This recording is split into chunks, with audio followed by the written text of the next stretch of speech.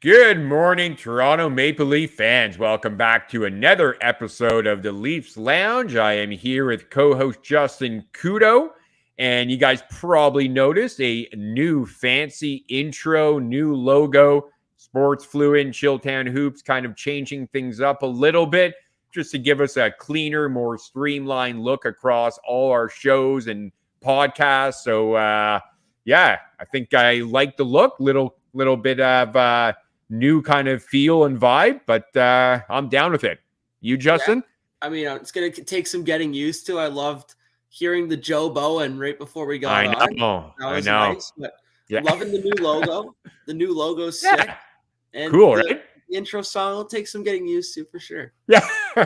Yeah, it will be a little bit of an adjustment for sure, but I definitely get the appeal there, kind of making sure everything looks a little bit more consistent across all the episodes.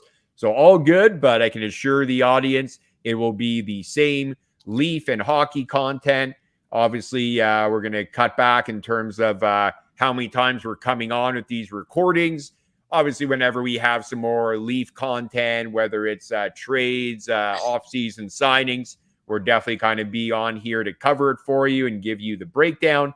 But while the storylines in Leafland aren't as heavy in terms of volume, we're probably just be doing a once-a-week format.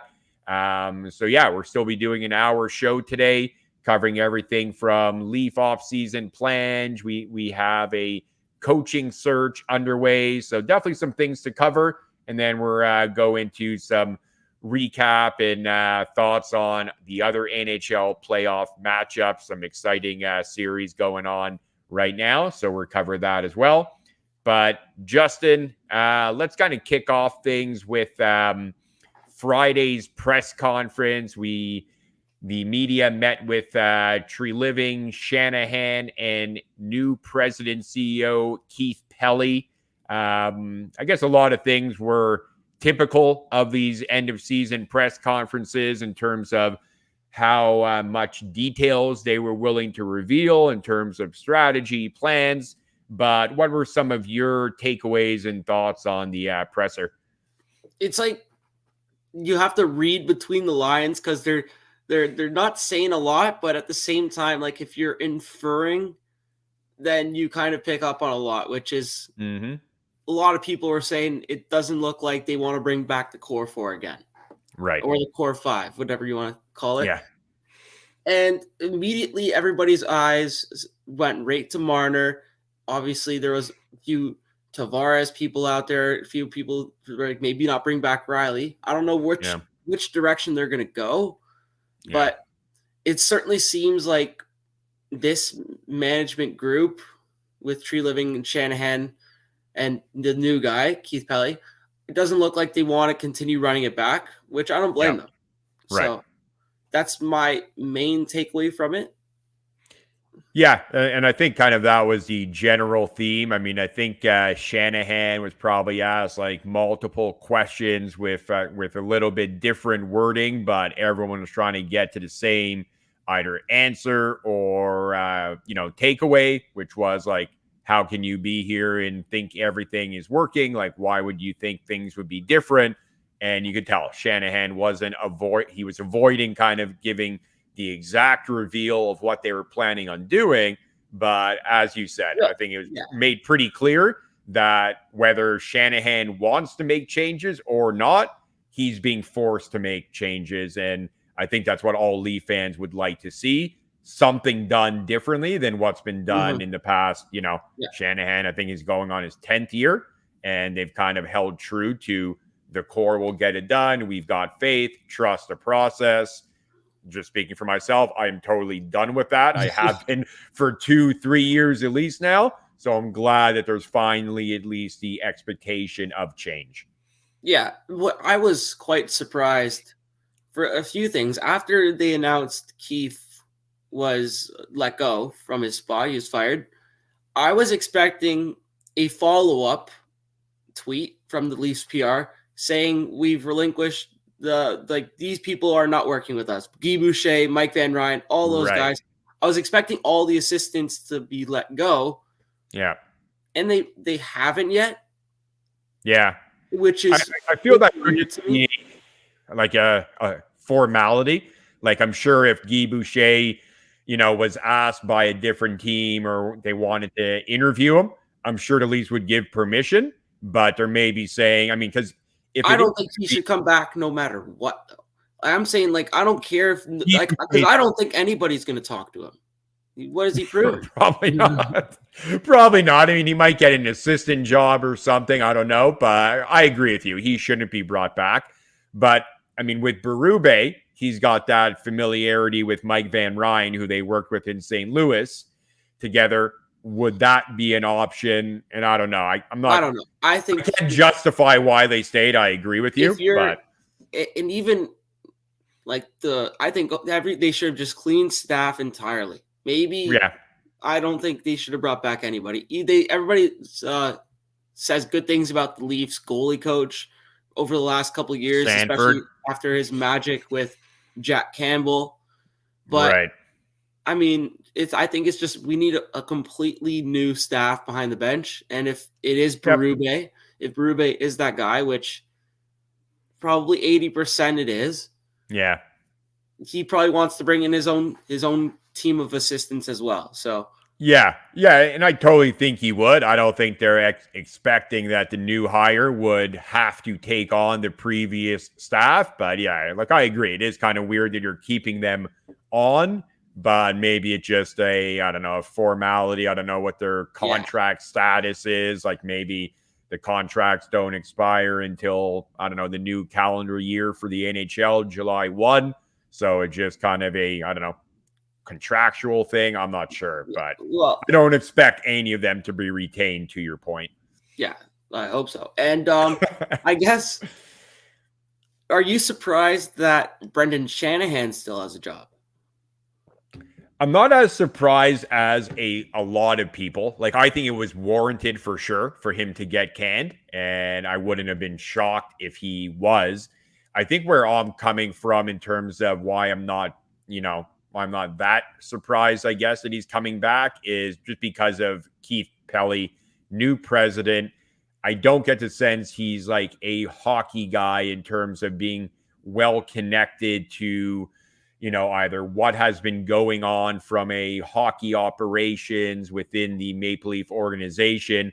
For him in his 4 weeks on the job to have done a good enough evaluation, which I probably know exactly where your head's at right now. Like, what evaluation do you need to do? The team is a dumpster fire and has been under Shanahan, so get rid of him. But I guess just looking at it from Keith Pelly's perspective, has he seen enough from Brad Treliving to say, yeah, I can get rid of Shanahan and just let Brad Treliving do everything? Exactly, yeah.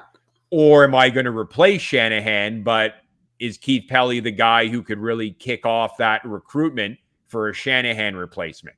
Or maybe he wants to eliminate that layer. Maybe he eventually wants it to be Treliving reporting directly into him and not have a president of the Toronto Maple Leafs. So I think keeping Shanahan, it's his last year of his contract anyway, so it's not like he had to renew a contract to bring Shanahan back. It's more like, yeah, I can do my evaluation while Shanahan at least shows up to collect his paycheck. And who knows what he'll do, but I don't think he could really. I'm going to make sure that through my conversations with him and Treliving, we're going to get the change that we need. I'm going to enforce that. But I didn't feel a need, talking as Keith Pelly, to get rid of Shanahan right now because I frankly don't have a clue what I want to do down the road. Yeah. That was kind of the only thing I thought about. I agree. I think giving the full reins to Treliving now doesn't make any sense. Too soon. And it doesn't. From just like past examples, it doesn't turn out well. Yeah. So I don't mind keeping him on for one more year, but the Shanna plan that he came in with, it hasn't worked out. Yeah, I think it gets basically maybe not an F grade, but like a D plus at best. You're a hard. I would say it would be kind. He took us from irrelevancy to being a super relevant team in the league. So Yeah, I mean, I guess it goes back to like how much of that was him. And I think he did a lot of good things off the ice. But if you're talking about the on ice results, how much of that is Shanahan versus you drafted Riley, Nylander, Marner, Matthews? yeah, Like, yeah, I don't know how much you need to guide that ship. Like, it almost seems like they drafted those guys and, threw their hands up and said, okay, we got everything we need now. And clearly that wasn't enough. So, yes, Shanahan gets credit. I mean, he was obviously overseeing everything, bringing in guys like Lou and Babcock earlier on, seemed to at least get some of that culture change, help out with the environment. And then turning it over to Dubas and Keefe, I think had an initial excitement factor where it was like more empowerment for the core players, putting kind of the onus on them to carry the team. That worked initially, but obviously didn't pan out very well. So, yeah, I mean, you give Shanahan some flowers there, but I think generally speaking, I think you and I, if we had all those guys drafted under our leadership, I think we could have made them a playoff team as well. Yeah. I like to think so. Yeah, right. Yeah, so I think coming out of that press conference, I think it was obviously very I liked what Brad Treliving said. I think he kind of hit the nail on the head on a lot of the issues that, maybe not very surprising, but talking about goaltending, can't have the second best goaltending, can't make their goalie the first star of every game, need to find ways to get the tough goals in the playoffs. We weren't able to do that. Brought up special teams and everything. And then, I think with Sheldon Keefe, just like, it's not that he was doing a bad job necessarily. It was we need a new voice. Yeah. That was kind of where Treliving or what he communicated on Friday. So I kind of agreed with everything he had to say. Yeah, and I loved Keefe's video he posted on Twitter. I'm not sure if you saw that. Cool. Yep. Classy. Great video. And he took a lot of the onus on himself. And he said, I wasn't able to push this group to the max. And this is what happens. And I know I think Keefe is a good coach. I've stood by that for a long time. And I think undoubtedly he will be a coach next year in the NHL.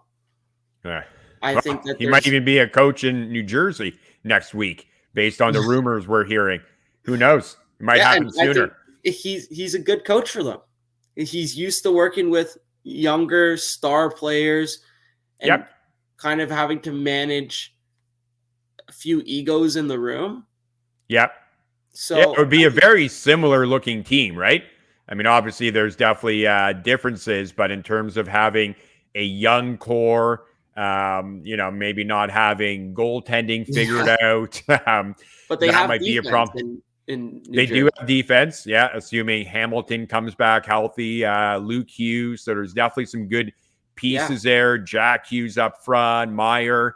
So there's definitely some talent there, which Keefe would probably do well with. I mean, he's done a decent job with making sure that the Leafs core obviously feels confident in doing their thing, gives them the ice time they need to get the results and produce. So, that could be a great fit. And you're probably talking about a team that everyone automatically expects to return to the playoffs and be, a 100 plus point team.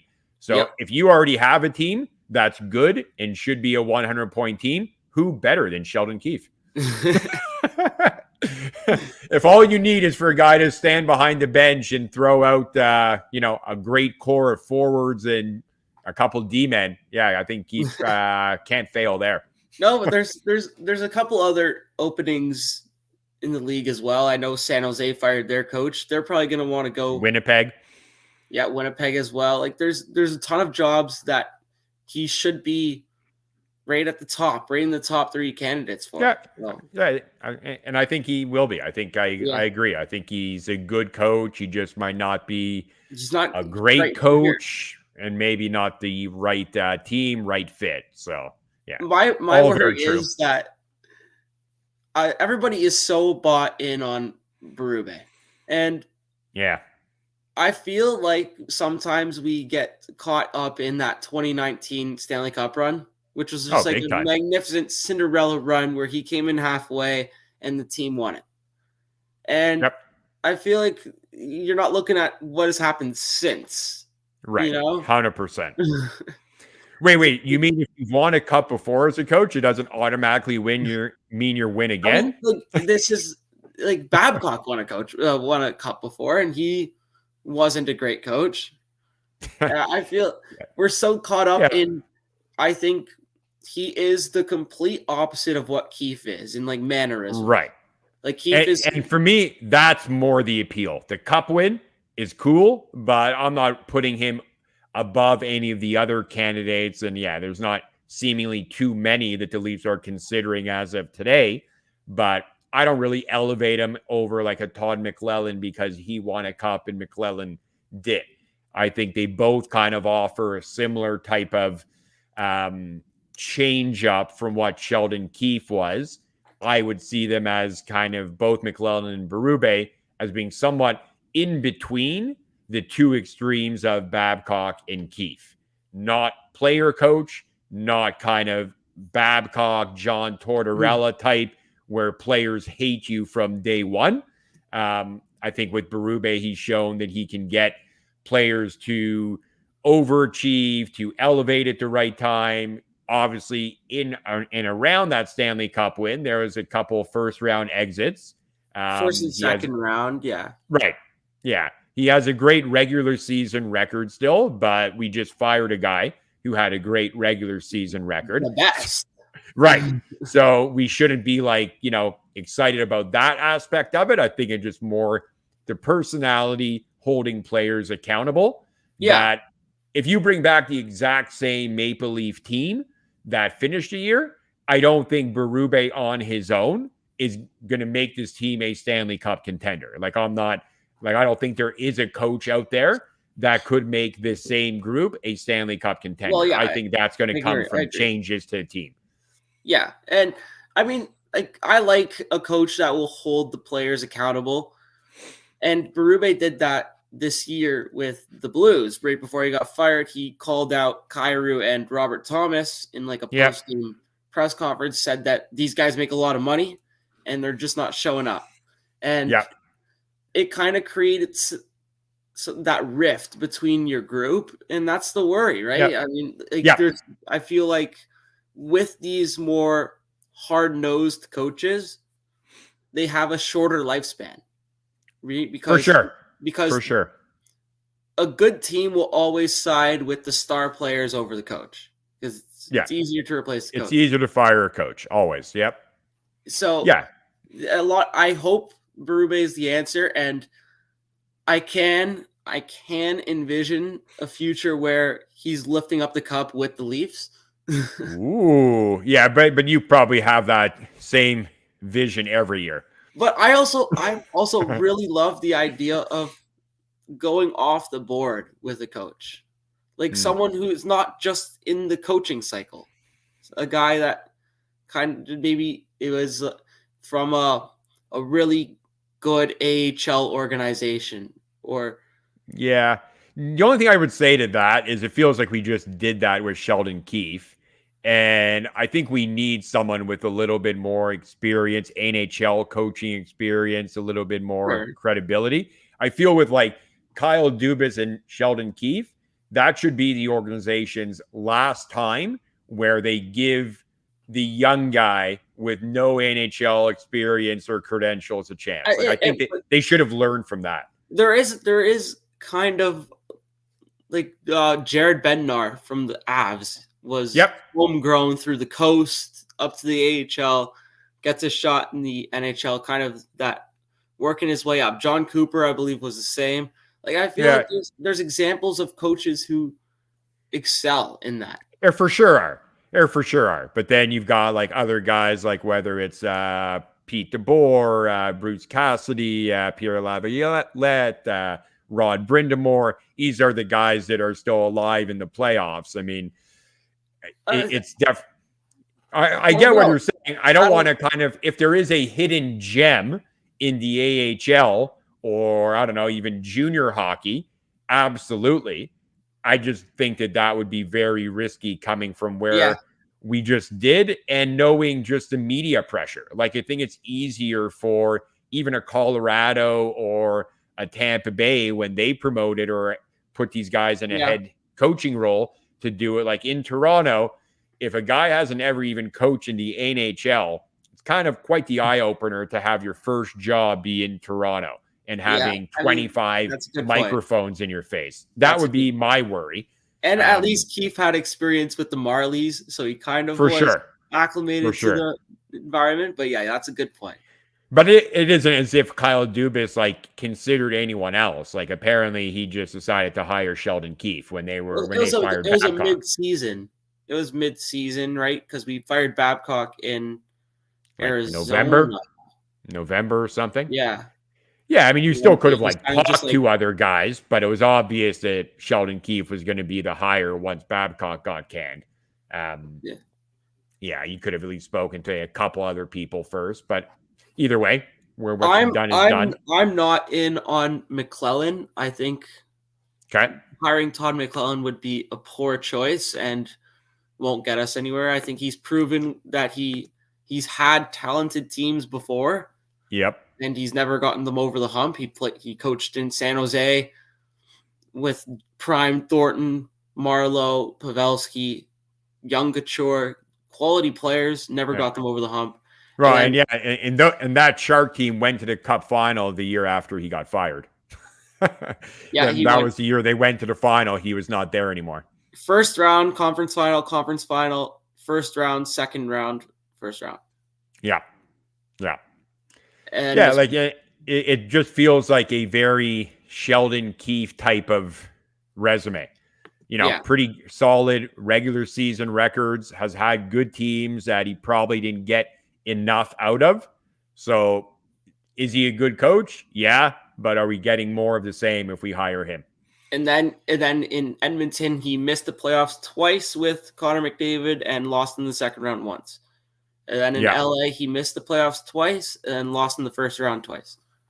Yeah, and I think the fact that he would have been behind the bench for all three defeats to Edmonton, right?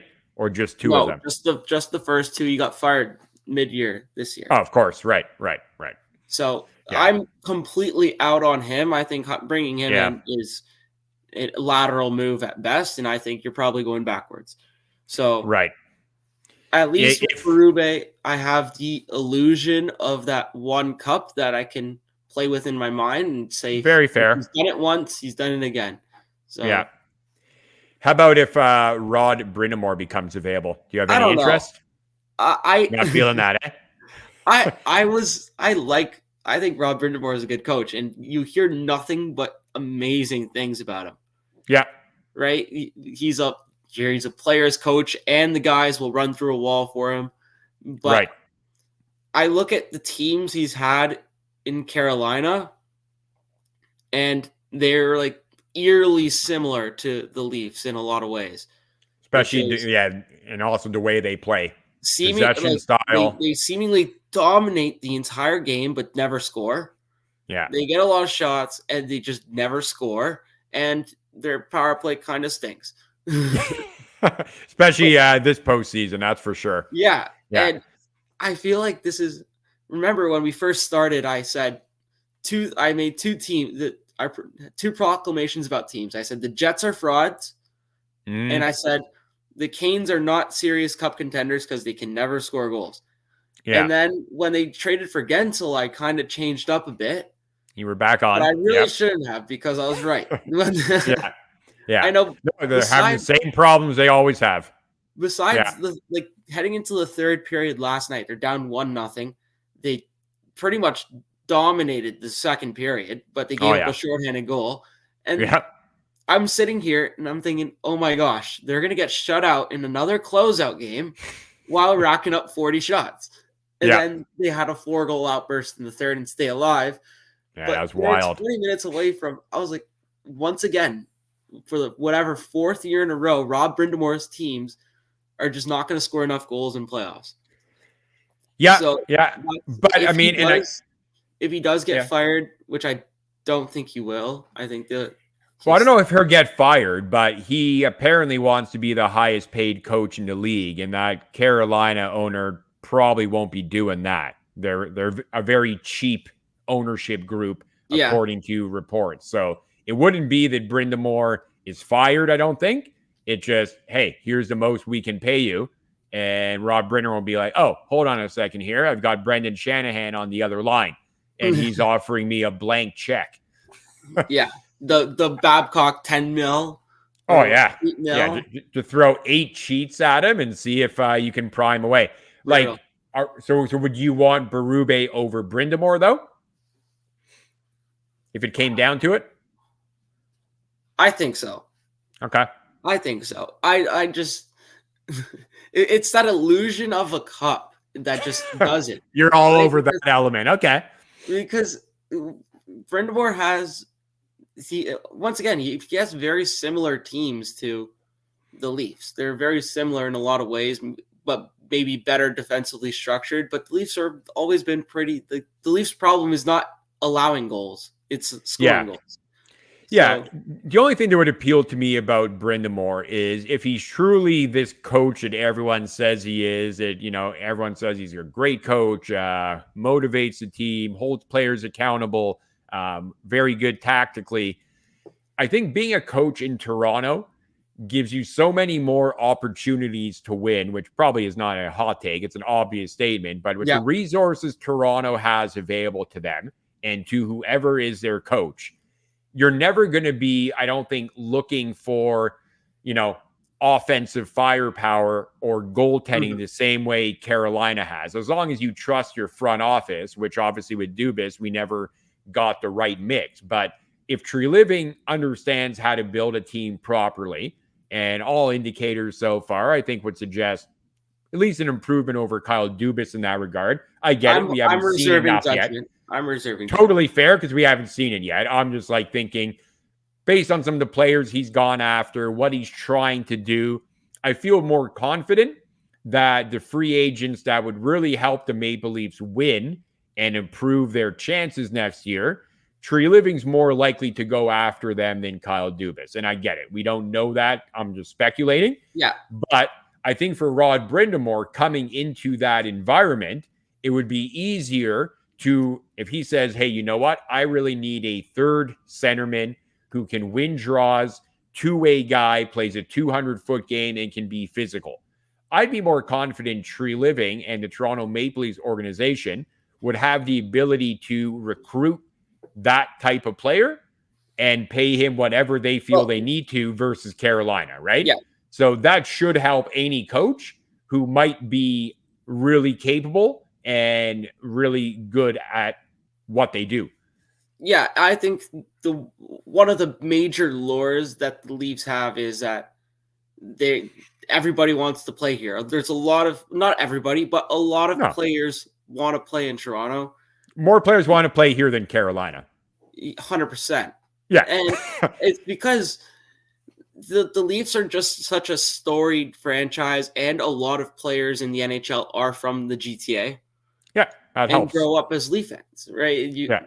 So not surprised, and I think that is a big help for the coaching, right? Because as you said, if we need a 3C to come in, we're more likely to be able to get them in the building than maybe Carolina is.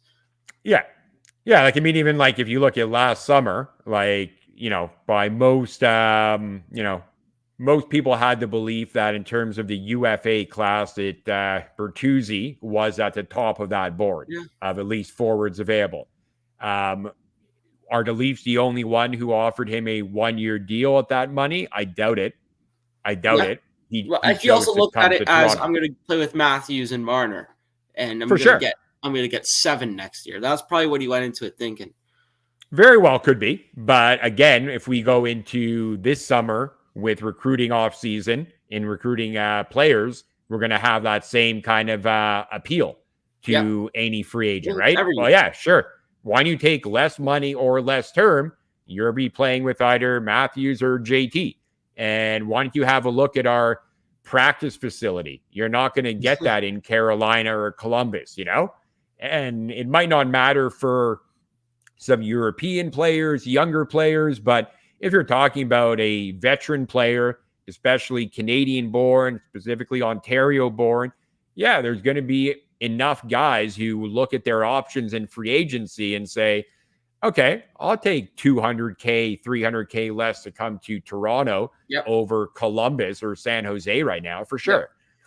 Yeah. Right. And there's always that. Obviously, they haven't won. We don't have to dwell on that. We know what the history is, but there's always that.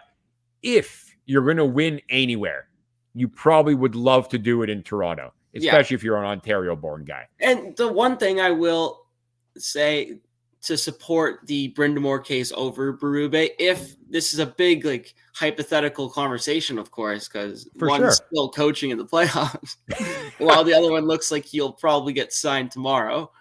Yeah. Yeah. I don't know if they can wait. We'll have to see. Yeah. Brind'Amour hasn't had the same talent that the Leafs have. Right. So giving him a chance with this group is probably a better bet than having Berube come in. Like, I agree. Quickly thinking off the top of my head, but the best player on the Canes right now is what? Like, what do you think? Where do you think, if you had to make a top 20 list of the best remaining players in the playoffs, where is the first Canes player showing up? Do you think they're in the top? For sure, 10? Top 10. For sure, top 10. You think you'd I have think Aho? Jake Gensel. You think, okay, I would say Aho's probably the best player on the team. Yeah, you could argue for either or. Yeah, it's fair. Aho or Jake Gensel. I think you'd be hard pressed to have them in the top 20 remaining players. You don't think those two guys? You don't think those two guys top 20? I have 15 guys who are easily better than the best Canes player. Really? And how about Slavin? Slavin wouldn't make your top 20? Okay, I'll give you the 15 guys I have written down here. Yeah, go for it. Panarin, Fox, Shesterkin. I feel like all three of those. Yep. Then you have the two Florida guys, Tkachuk, Barkov. Fair? Yep. And then I have two Bruins, Pasternak and McAvoy. Fair? Pasternak, McAvoy. I mean, I think it's close, but I would say slight edge there, sure. I have future Norris winner Quinn Hughes, probably better than both of them. Yep. Then you have McDavid, Draisaitl, obviously. Yep. McCarr, McKinnon, Rantanen. Yeah. And then I put 2 stars here. I have Ottinger and Heiskanen. Heiskanen is probably yeah. And I think Ottinger is just such a beast. So and I don't think I would. Yeah, and that's not even including any Vancouver guys: Pettersson, JT Miller. Well, but even we're starting to name a couple of those guys, like I think they're in the same tier as the Aho. It's a discussion for sure. Yeah, I think that's 15. The first 15 I said I think are like at best Aho's 16th best remaining player in the NHL. Yeah, no, I see where you're going there. Yeah, which is I agree. When you compare when you compare the Canes core to the Leafs core, it's not much of a competition. And that's where I think if Rob Brind'Amour was given the chance with this group, he could make something happen. Yeah, like for me, when Carolina was down 3-0 to the Rangers, I was like, I don't want Rob Brind'Amour. This is embarrassing. Now that it's 3-2 and potentially they can push a game 7, which I think they will, going back to Carolina now. Going back to Carolina, I mean, they don't lose in Carolina. Well, I think obviously they do, but I think so. Yeah. But it's been such a close series. Double OT here, OT here. Right. Like, it did not feel like a series where Carolina should have ever trailed 3-0. And it was going to lead to another repeat of Rob Brind'Amour from last year. Do you remember what he said after the sweep against the Panthers? Oh, yeah. We didn't actually lose. We didn't actually get swept. Love that. Imagine he says that in Toronto. Oh, or get eaten alive. He's out Well, the door. especially if he says that knowing all the playoff failures we've had recently. If he does that next year, end of season, Let me ask he'll you get this. grilled. What do you think's a worse post-game interview? That one where he says we didn't actually get swept, or Keefe saying that there was respect in the handshake line? Oh, the handshake line takes the cake for me. Really? I thought that was the worst ever. Really?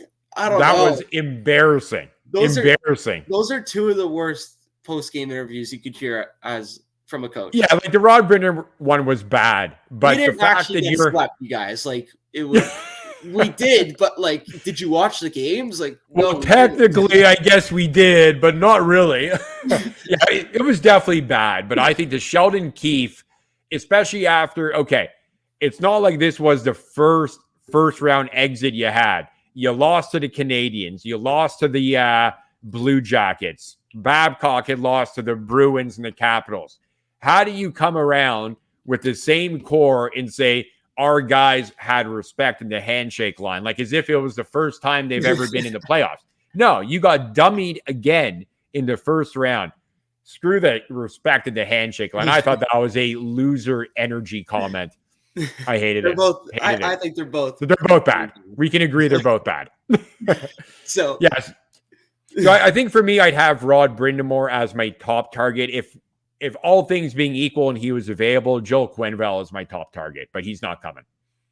He's not getting reinstated. And I just think it would take a big publicity stunt to get that his tarnished name into the building. For sure. But if the NHL reinstates him, I feel they've already gone halfway to helping you with that PR massaging, right? Yeah. There'd be communication coming out that, our investigation, we've talked to everyone involved. We feel confident that Joel Quenneville would have acted if he had all the information available to him. So then I think it would ease it a little bit. It would still be a mess for Quenneville the first time he gets to the podium as a Leaf coach. But, I mean, the guy's a very intelligent guy with a lot of experience. I don't think it would be that tough for him to say, yeah, you know what? I'm not going to be answering any more questions about it. NHL has concluded their investigation. I think I'm just here to talk about the team. I feel like if he was to go in there and say he's not answering any questions, I feel like is that the best way you want to start it? I feel like he'd have to answer at least a few. Yeah, I mean, I think it would just be the token answers, right? Yeah. Like, look, here's what I've told the NHL. Here's what I knew, which was not really anything. I was told by my superior. This is what took place. I was not made aware of the sexual abuse. All I heard is there was some kind of harassment going on and that it was going to be handled. I mean, I get it. For a lot of the people in the media, that won't be enough. But it'd be something, you have to give, especially with Toronto media, you have to give them the headline, and then they'll buzz on for a bit. They just want the headline. And whether it's like a Steve Simmons or whoever, someone's going to want to ask that question, like, do you think it's fair for you to still be working in the NHL with what happened? He's going to get that. Yeah, he's going to get that. And I guess depends on how he would answer it, but feels like a moot point because he's not reinstated, and I don't think the Leafs are going to wait the whole summer until it happens. Yeah. And it doesn't even sound like they even made a call to inquire. So probably have to give up that hope. Because it sounds like as soon as they were eliminated from playoffs, even Paul Bissonnette was like, hey, Berube, you're the next coach. And now. Yeah. And obviously there was some reason to think that, because that clearly is who Shanahan and Treliving had on their radar as their top target. So we shall see. We might get news on that front this week, I would think, whether they go in that direction or a different direction. But let's kind of turn the page, looking at the off-season plans for the team. Why don't we talk first about the free agents, both UFA, RFA, from the group of Domi, Bertuzzi, Edmondson, Lyubushkin, Dewar, Liljegren, Robertson, Brody, Samsonov, Murray, Jones. Who do you expect to be back from that group? I think it's hard to say, especially on the forward side, because we don't really know what's going to go on with the core four. For sure. That So has to I happen feel like first. I'll start with the defense then. I think you're probably giving the Liljegren his qualifying offer. It's low money. It's not a lot. He'll give him a chance. Maybe you'll try and get him for a 2-year deal. I don't think so. I think that they're more likely to just give him the QO and And he ride has that to out. accept it, though. I don't know if he'd accept it, but Giordano is moving probably into some oh yeah, sort of Gio retirement home Spezza role. could be, Where he's going to stay in could the be. organization. The guys love him, so I think Yeah, Labushkin's gone. yeah, Edmondson, I think he's likely gone because I think he's going to get term. And I don't sure. know how much I want to give term to Joel Edmondson.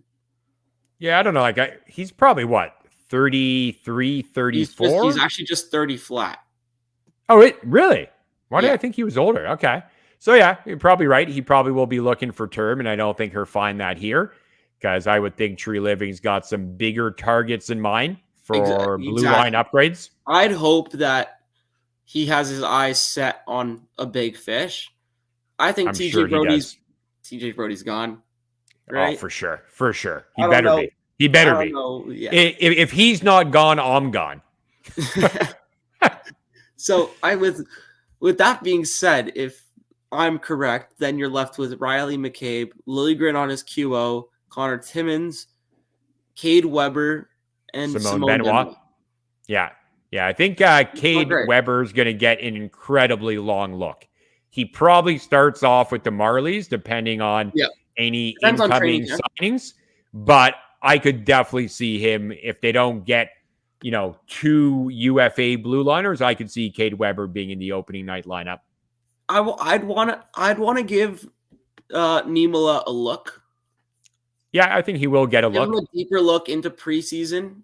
Let him he's a right-hand shot. He's proven he's pretty offensive and he handles the top power play in the Marlies. Maybe he could be a diamond in the rough kind of thing. You just have him in the Yeah. wings.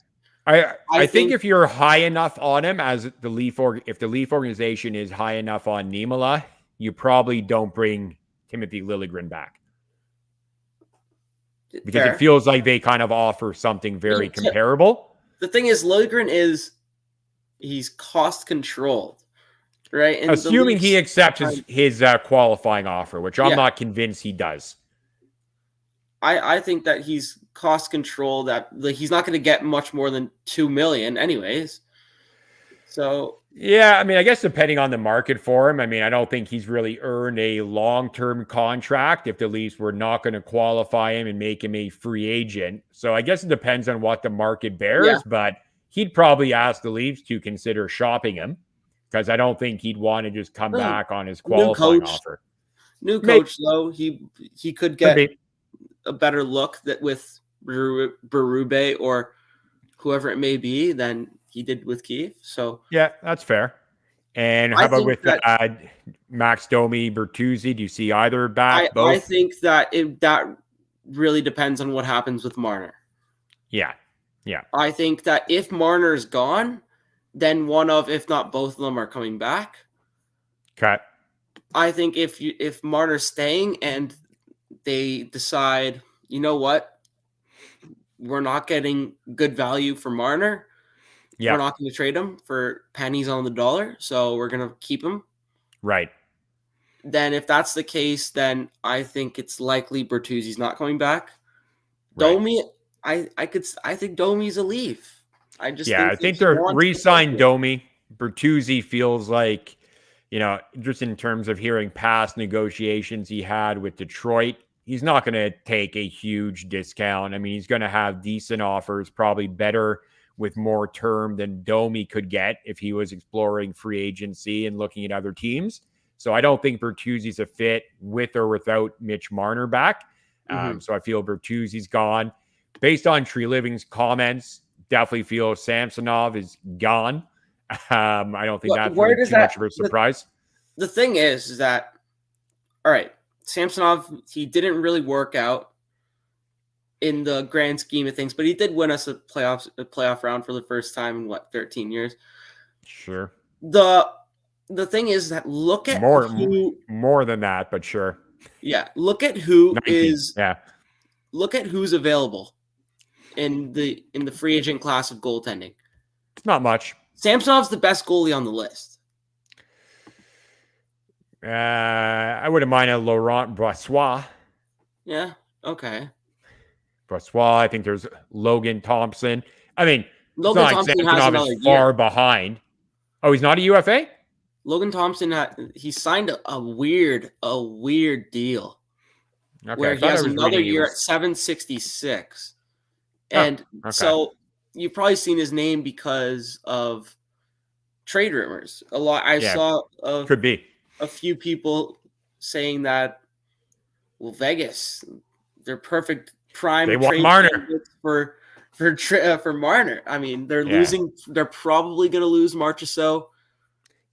Stevenson too, probably. Chandler They just Stevenson might be gone. re-signed Hannafin, and Hannafin's been taking the bulk of PP1.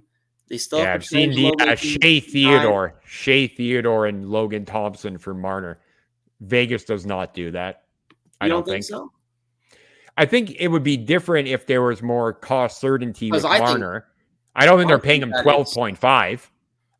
If that's what Marner wants, I don't think he's getting 12.5. They're not paying him more than Eichel. I don't think. Yeah, but it's also, is Nevada tax-free? It is. It is. So you might not have to pay him 12.5. Fair enough. You can maybe get him cheaper, depending on what Mitch Marner's camp is thinking. So then I guess... Yeah. So on the Mitch Marner front, obviously that's been, aside from the coaching search and what have you, and Sheldon Keefe's firing, the thing making the rounds the most is talk on what's happening with Mitch Marner. Do you feel he's a Leaf opening night? I just can't envision it right now. I don't know. I want him to be, because the last time we talked, I told you Marner for so long was my favorite Leaf. Yeah. He's so exciting to watch with the puck on a stick. And then unfortunately things have just kind of tailed off for him. And this year, it just seems like the entire fan base is against him.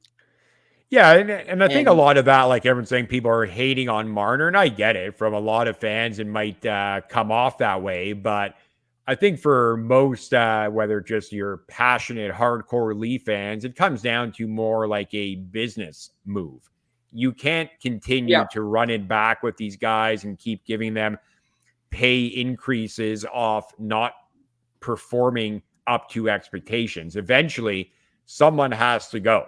Like, I think there's a fair argument to have been made that should they have tried to keep Marner over Nylander, but I think a lot of people now feel more confident that Nylander over Marner, if that's what it came down to, was the right call.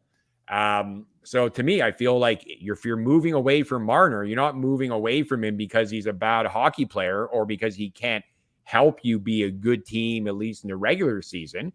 You're moving away from him because if he's going to demand 12 mil, 12.5, there should be no doubt in most fans' minds that 12 mil spread across maybe 2 or 3 players, hopefully 1 or 2 of those guys being on the blue line, to me, absolutely makes you a better team come playoff time. And that should be kind of where everyone's thoughts are at in terms of, oh, how would you trade Mitch Marner? Well, that's exactly how you do it. Because you might be better without his contract. But I'm not trading Marner for cap relief. You know, no, hopefully I feel like a lot of people are very quick to say, well, we don't need anything back from Marner because we're getting $12 million in cap space. Right. And I'm not there. I'm not there at all. I've seen a lot of that. And I don't think if you look at what LA gave up to Winnipeg for Pierre-Luc Dubois, the Leafs should be able to get something comparable. Obviously, Pierre-Luc Dubois, it should be better than they got from. No, I'm talking about the package they get, like what Winnipeg got for Pierre-Luc Dubois. Velarde, who's a Iafallo, who's a bottom, first round pick. I mean, It was pretty solid. And was there someone else they got? Didn't they get a defenseman, a prospect? I can't maybe. remember now. I think point is, I think they did very well. So yeah, the idea of having to give up Marner for nothing, I'm not obviously. I don't think that should be what happens. But the other one nuance to the Mitch Marner trade talk, if it goes down that path, you're talking about trading a guy who's going to be asking for 12.5, whereas LA knew they could get Dubois done at 8.5 or whatever he's at. So Which that has is the different worst deal in the league. ramifications. Which is It's probably horrible right now, for sure. But at the time, LA was like, hey, Pierre-Luc Dubois, first center for 8.5. They probably love that. It hasn't worked out, clearly. The trade was Velarde, Iafallo, Rasmus Kupari, who's a former first-round pick who has 158 games played and 30 points, and a second-round pick. Second round. Okay. So still a good return.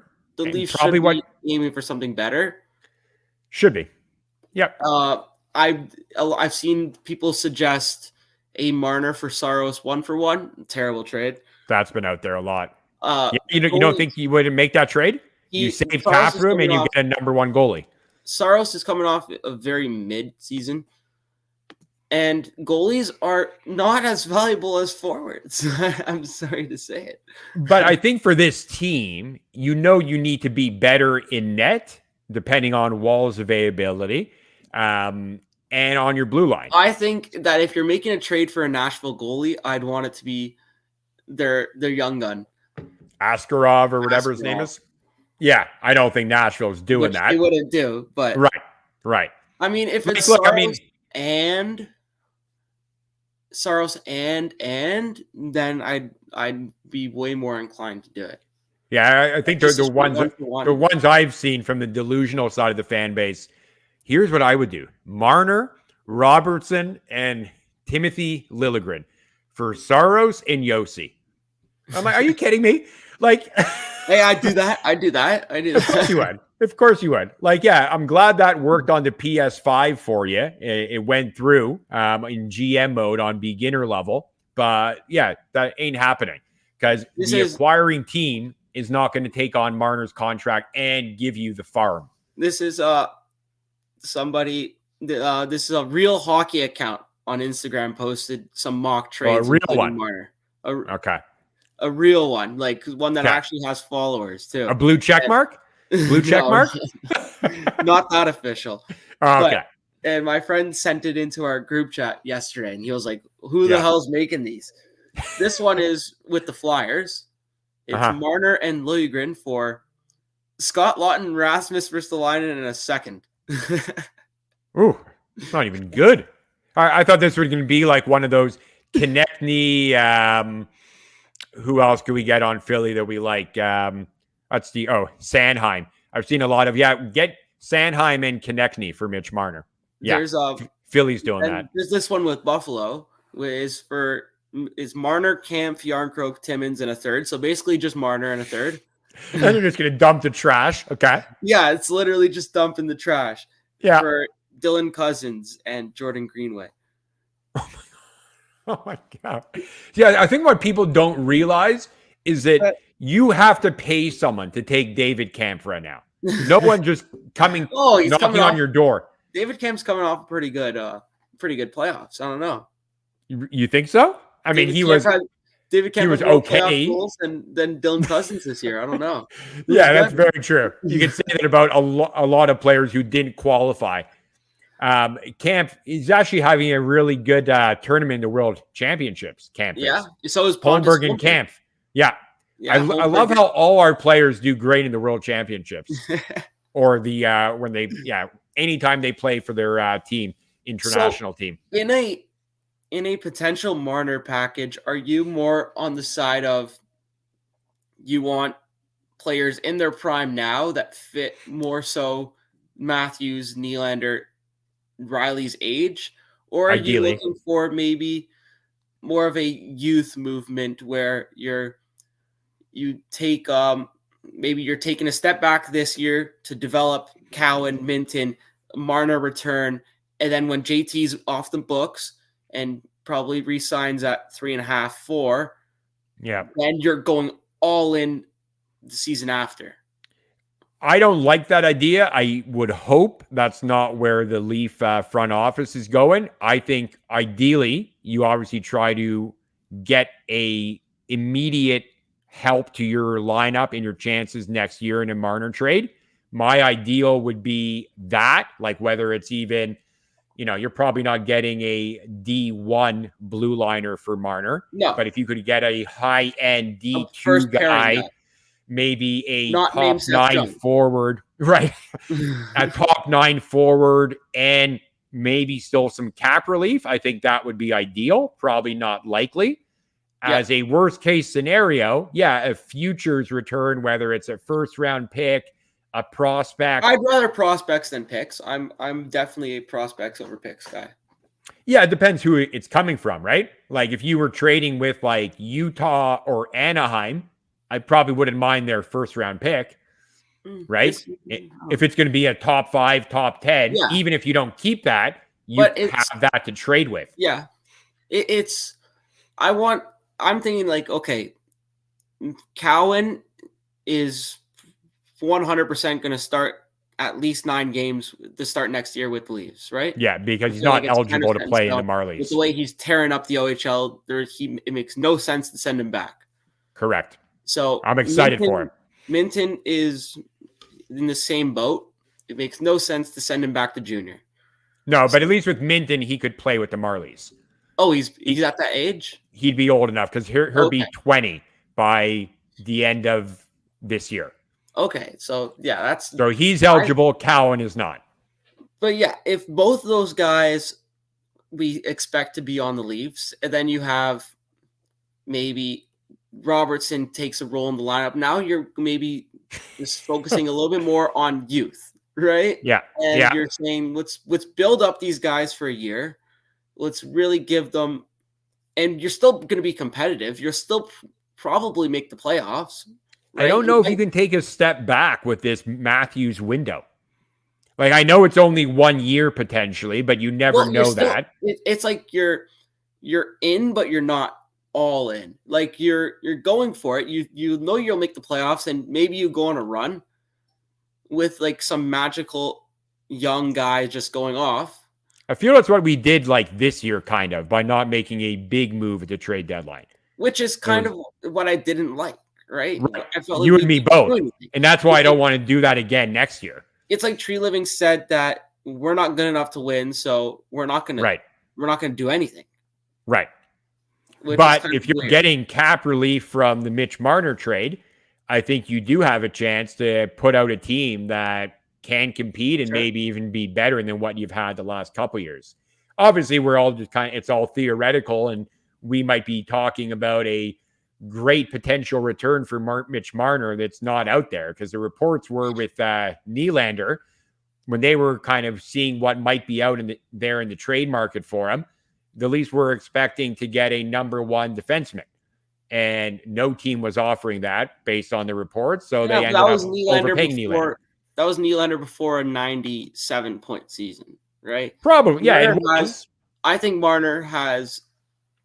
Let's just take a quick look at Marner's track record. He's been a point per game guy since he walked into the show. He's a 90. He's a consistent 90. Probably he has untapped potential. He's going to be a 100-point guy on your team. And he finished top 3 Selke last year. Yeah.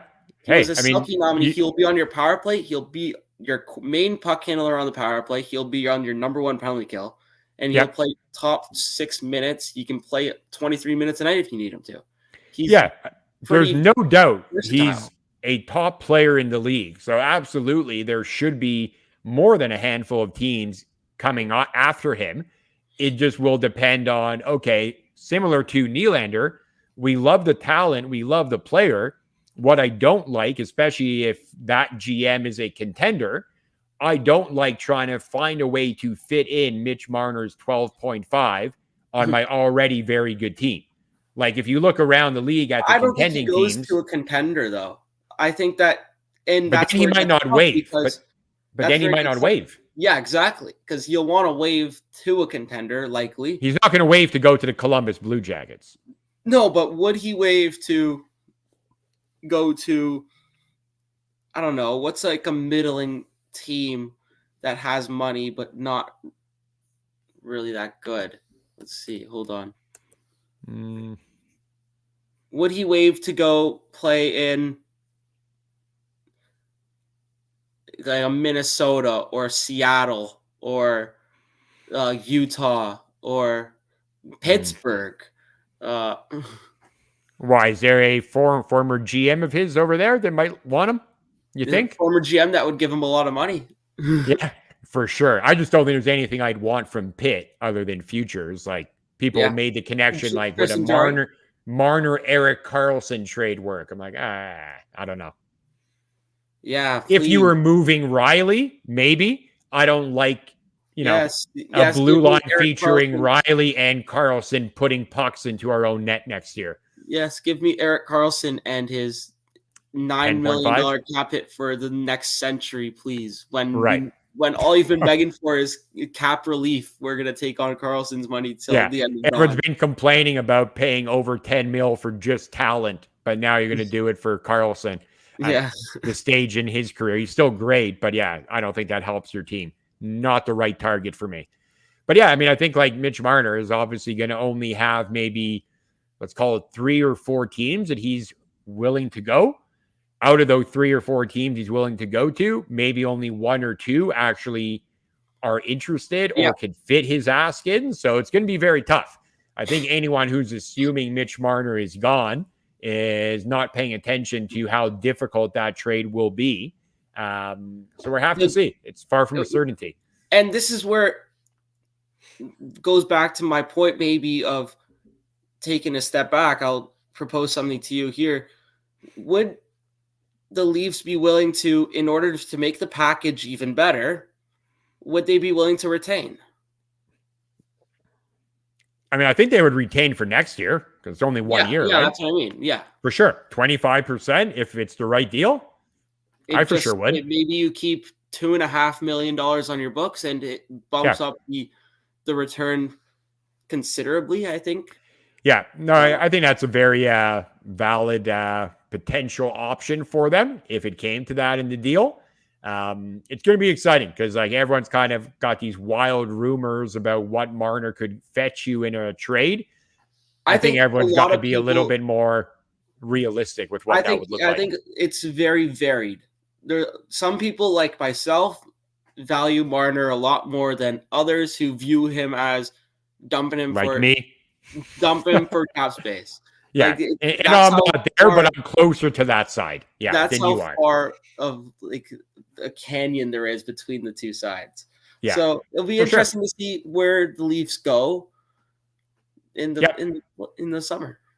Yeah, I mean, I think on the John Tavares front, I don't think we expect him to waive, right? No. Yeah, I'm the same. I think everyone's talking about, do you buy him out? Do you threaten to take away the captaincy to maybe force him out and wanting to waive? I don't think they would do that. Like, I get it. Some teams like Vegas are very cutthroat with their players. I just don't see the Leafs doing that here. I don't think you take the C away from Tavares. Like you even said, maybe he plays for 3.5, 4 mil the next year and signs a discount. I don't think you need to move Tavares. Obviously, it would be great to have his 11 mil available to you. Yeah. I just don't see how you manage that and move him.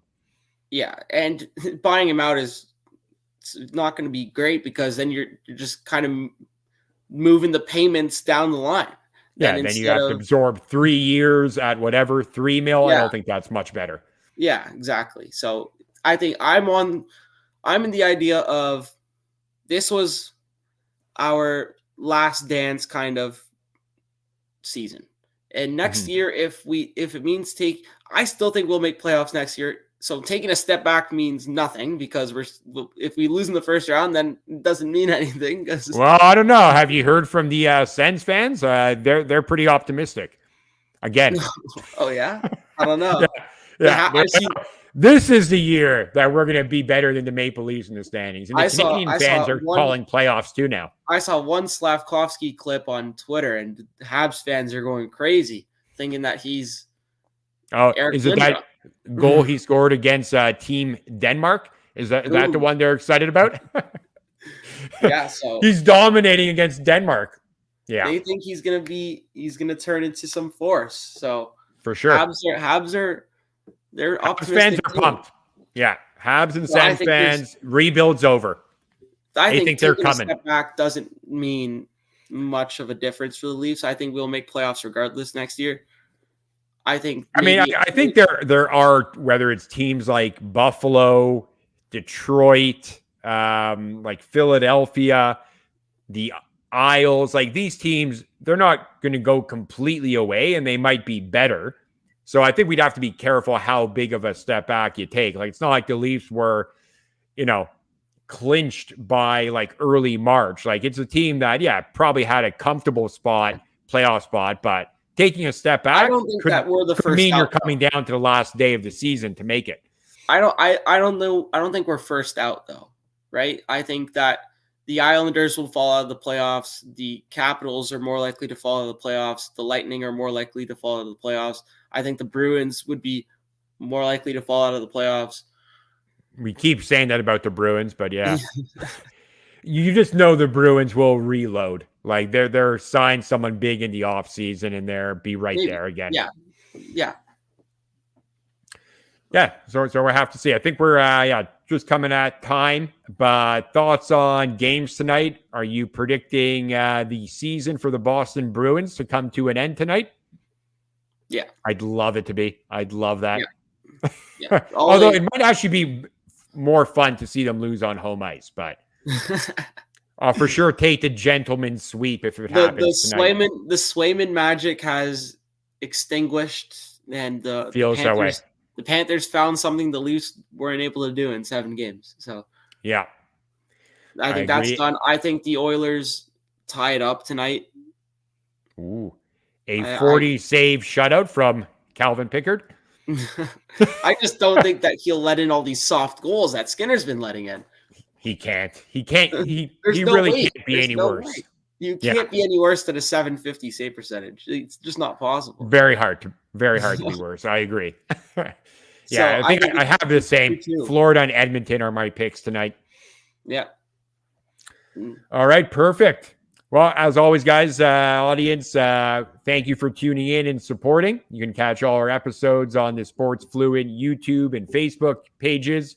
We will be back in the next week for sure to talk about hopefully a new coach for the Toronto Maple Leafs and any other happenings around the league.